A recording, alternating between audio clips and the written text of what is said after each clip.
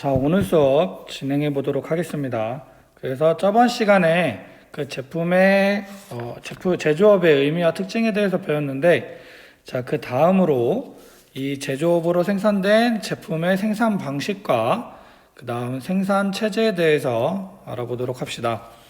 자, 그래서 먼저 제품의 생산 방식이 있습니다. 그래서 이 생산 방식은 자, 제품의 주문 형태와 첫 번째로 제품의 주문 형태와 다음에 두 번째로 자, 공정 관리의 특성에 따라서 자, 이 두 가지로 나뉘게 됩니다. 그래서 첫 번째로 제품의 주문 형태, 자, 그다음에 두 번째로 공정 관리의 특성에 따라서 두 가지로 나뉘게 됩니다. 그래서 먼저 제품의 주문 형태에 따른 방식에 대해서 알아보도록 합시다. 자, 제품의 주문 형태에 따른 방식은 총 두 가지 방식이 있습니다. 그래서 첫 번째로 계획 생산 방식과 다음 두 번째로 주문 생산 방식이 있습니다. 자, 그래서 첫 번째로 계획 생산 방식에 대해서 알아보도록 하겠습니다. 그래서 계획 생산 방식은 자, 완제품을 자, 생산해 놓는 겁니다. 그래서 완제품을 생산해 놓고 재고로 보유하고 있다가 고객의 주문이 들어오면 그 주문 수에 맞추어 자, 공급하는 방식이 되겠습니다. 그래서 생산 계획을 그 과정을 살펴보면 자, 생산을 계획하고 그 다음 그 생산에 필요한 부품을 조달한 뒤에 자, 그 다음에 완제품으로 생산을 해 놓습니다. 그 다음에 생산이 완료된 제품을 자, 재고시켜 놓고요. 자, 그 다음에 수주의 과정을 거쳐서 납품을 하게 되는 과정인데, 자, 이 수주의 과정을 거쳐서 납품을 하는 과정을 자, 우리는 리드 타임이라고 합니다. 그래서 이 리드 타임은 제품의 주문부터 납품까지의 기간을 뜻하고 쉽게 생각하면 자, 조달되는 기간을 생각하시면 될 것 같습니다.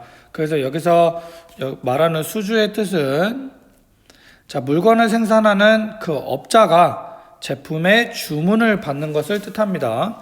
그래서 말 그대로 그냥 자, 주문을 받는 과정이라고 알고 계시면 될 것 같습니다. 그래서 이 수주는 자, 주문을 뜻하고요. 그 다음 리드 타임은 조달 기간을 뜻하게 됩니다. 그래서 이 계획 생산 방식의 특징은 자, 제품의 특성이 일정하기 때문에 그 일정한 특성에 따라서 자, 재고를 통한 조달이 가능하게 됩니다. 그 다음 수요를 예측하기 때문에 재고 관리가 되게 중요한 생산 방식이 되겠죠. 그런데 자, 이 계획 생산 방식의 가장 큰 단점은 자, 수요를 예측하는 데에 있습니다. 그래서 얼마만큼 필요할지 예측을 했는데 그 예측보다 수요가 안 되는 경우가 대부분이라고 해요. 그래서 재고가 많이 쌓이게 되겠죠. 그래서 나가지 않는, 그러니까 팔리지 않는 재고를 악성 재고라고 하는데 이 악성 재고가 늘어나는 현상이 일어날 수 있게 되겠죠. 그래서 이 계획 생산 방식은 자, 소비재 및 제조업의 생산 방식이 많게 되겠죠. 자, 그 다음에 두 번째로 주문 생산 방식이 있습니다. 그래서 고객의 주문과 요구에 따라 특정한 제품을 생산하는 방식인데, 자, 쉽게 생각을 하면 작은 규모로서 주문 생산 방식은 자, 수제화나 이제 수제품들이 있죠. 그 다음에 1인 가구 이런 개념을 좀 생각하시면 될 것 같아요. 자, 그래서 수주라고 하죠. 그래서 주문을 먼저 받고요.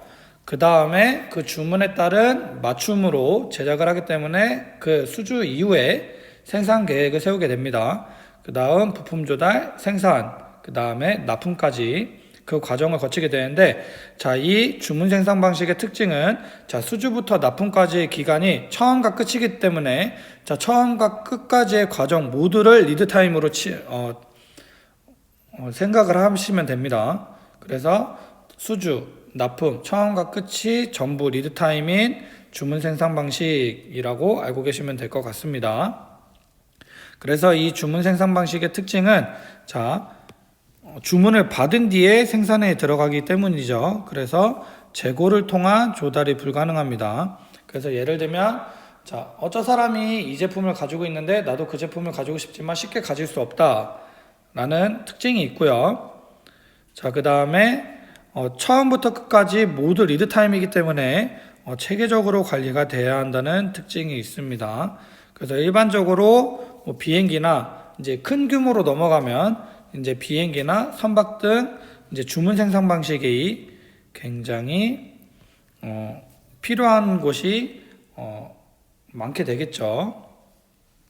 자, 그래서 첫 번째로 제품의 생산 방식의 첫 번째인 주문 형태에 따른 방식에 대해서 알아보았고요. 자, 두 번째인 공정관리의 특성에 따른 방식에 대해서 알아보도록 합시다. 자, 그래서 공정관리의 특성에 따른 방식에는 자, 첫 번째로 개별 생산 방식부터 마지막 자동화 생산 방식까지 있습니다. 자, 그래서 여기서 중요한 건 로트라고 하는데요. 자, 이 로트는 옆에 나와 있죠. 한 덩어리라는 뜻입니다. 그래서 생산이 실시되는 단위의 수량을 나타냅니다. 그래서 이거에 대한 로트 생산 방식의 자세한 설명은 아래 밑에서 하도록 하겠습니다. 자, 첫 번째로 개별 생산 방식이 있죠. 그래서 개별 생산 방식은 자, 대형 선박이나 자, 맞춤 의류에 특화되어 있는 생산 방식이라고 알고 계시면 될 것 같습니다. 그래서 고객의 개별적인 주문에 따라 생산하는 방식으로 자, 중소규모의 제조업에서 많이 볼 수 있는 생산의 형태죠. 그래서 다품종 소량 생산이라고 알고 계시면 될 것 같습니다. 중요하죠. 자, 여러 가지 품종을 하지만 자, 소량 생산하기 때문에 자, 희귀한 특징이 있겠죠. 그래서 대량 생산에 따른 경제적 효과를 기대할 수 없다는 특징이 있습니다. 그리고 가장 큰 장점이죠. 소비자의 요구 변화에 빠르게 대응할 수 있다는 특징이 있습니다. 자, 그 다음 두 번째로 연속 생산 방식에 대해서 알아보도록 하겠습니다. 자, 연속 생산 방식은 자, 정해진 생산 공정에 따라 일정한 생산 속도로 제품을 생산하는 방식이라고 하는데 자, 쉽게 여러분이 이해하시려면 자, 찍어낸다 라고 알고 계시면 될 것 같습니다. 그래서 여기에 대표적인 제품은 자, 자동차와 자, 플라스틱 제품들이 있겠죠. 그래서 자동차 플라스틱만 보고 알 수 있는 건 자, 자동화 시스템이 잘 돼 있는 생산 방식이라고 알고 계시면 되겠죠. 그래서 자동화로 되고 기계로 하기 때문에 자, 소품종 대량 생산 체제에 적합한 생산 방식이 되겠죠. 자, 근데 자, 여기서 가장 큰 단점은 기계로 하기 때문에 어느 한 곳에서 자, 고장이 나게 되면 자, 전체 공정이 정지가 될 수가 있겠죠. 그래서 공정 측면에서 자, 관리의 중요성이 굉장히 높은 생산 방식이라고 알고 계시면 될 것 같습니다. 자, 그다음에 세 번째로 로트 생산 방식이 있습니다. 자, 그래서 로트 생산 방식은 아까 한 덩어리, 그러니까 생산이 실시되는 한 단위의 수량을 나타낸다고 배웠었는데, 자, 이 말이 뭐냐면, 자, 한 시즌제로 운영되는 의류라고 생각하시면 편하실 거예요.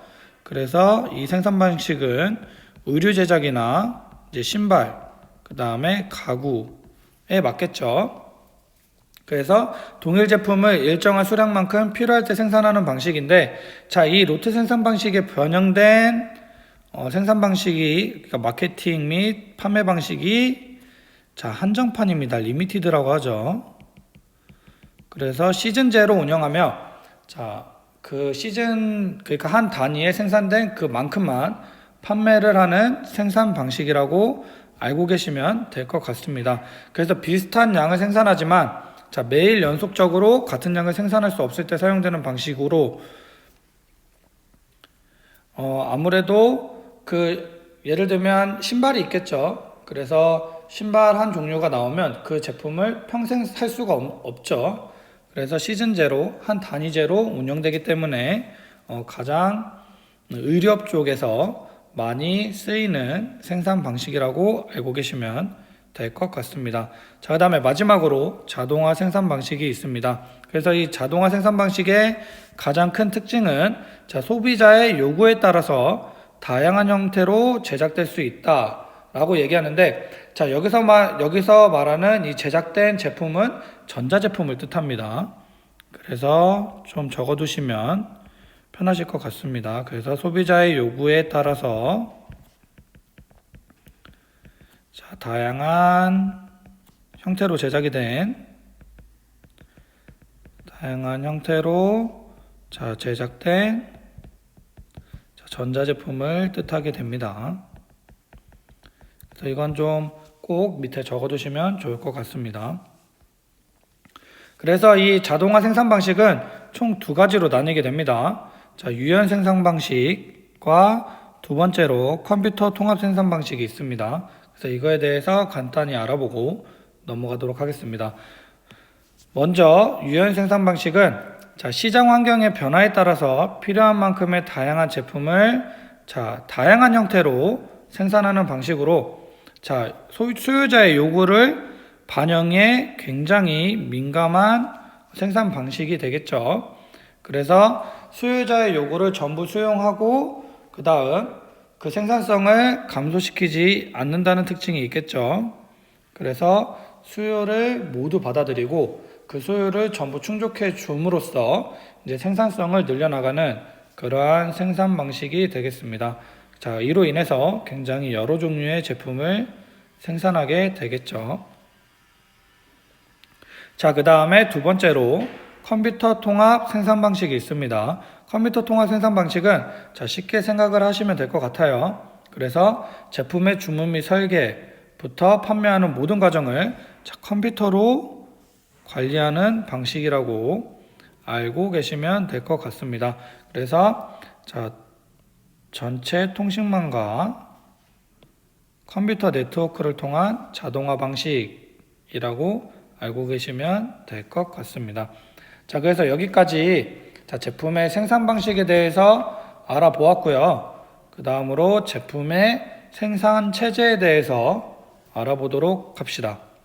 그래서 제품의 생산 체제는 투입, 변환, 산출 및 피드백의 단계로 이루어지게 됩니다. 그래서 제품 생산에서 효율적으로 제품을 만들어내기 위해서 체계화한 것을 제품의 생산 체제라고 합니다. 그래서 투입, 변환, 산출, 그리고 피드백의 단계에 대해서 좀 세세하게 알아보고 이번 시간 마치도록 하겠습니다. 먼저 투입에 대해서 알아보도록 하겠습니다. 투입은 생산에 필요한 여러 물질적 또는 비물질적 요소라고 하는데, 여기서 이 비물질적 요소는 자본 및 이제 그 사람이 갖고 있는 기술을 뜻하겠죠.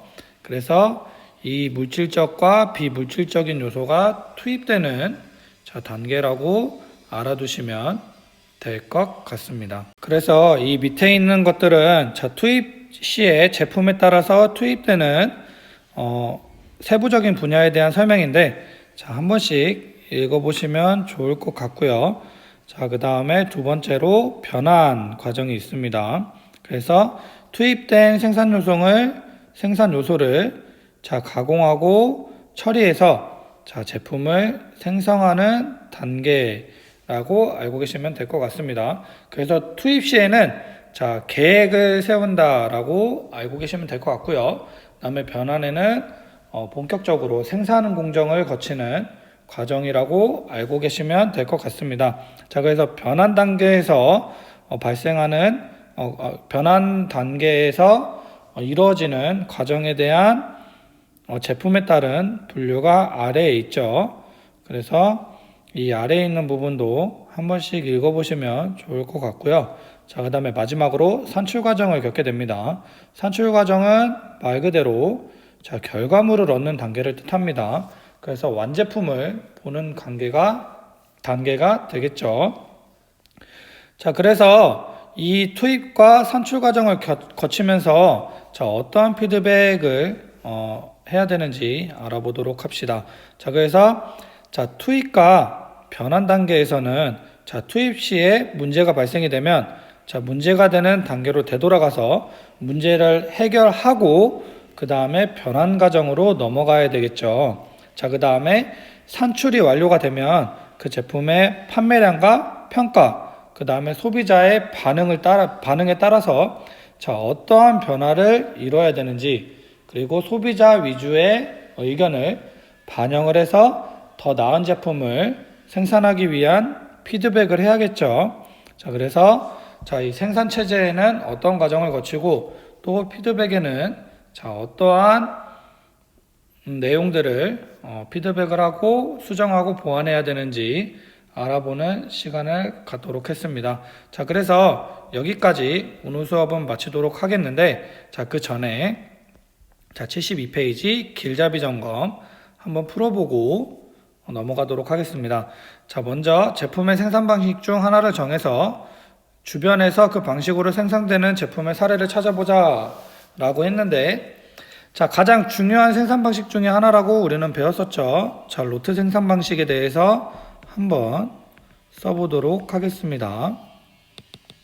그래서 이 생산 방식은 여러분이 선호하는 생산 방식을 써주셔도 될 것 같습니다.